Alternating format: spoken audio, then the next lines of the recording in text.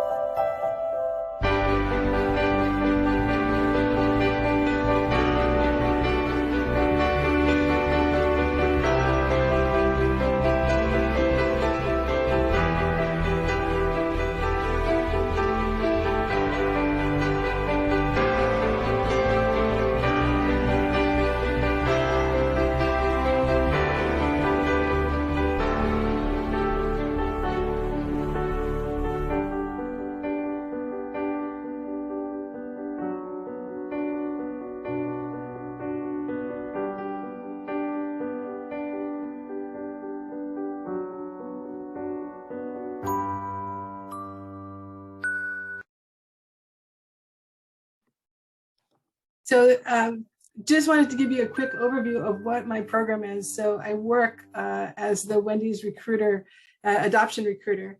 And a lot of times what we get calls from people that are kind of trying to decide, hey, listen, I'm not sure if I should go the adoption route, if I should go the foster parent route. So just to clarify that, the difference is that if you're a foster parent, if you're signing up for foster parenting here in Hawaii, it means that what you're signing up for is you're signing up to be somebody who is pro-reunification, because we are a reunification state, Hawaii is.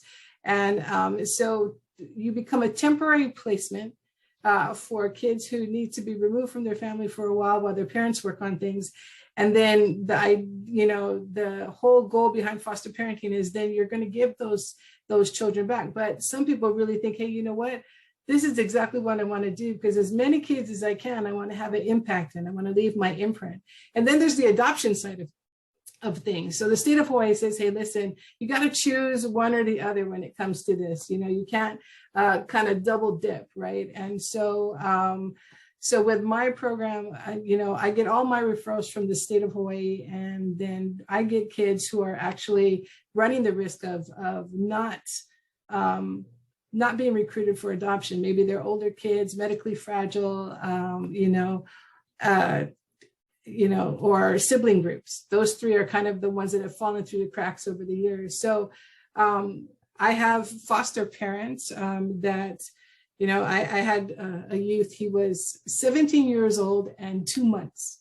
And I had heard about a family a year prior, talked to them, it wasn't the right time. So I just kind of had it in me to call him back. I called him back, and he had just turned 17. It took him 2 months to decide, and this family said, I think we want to just start to get to know this kid.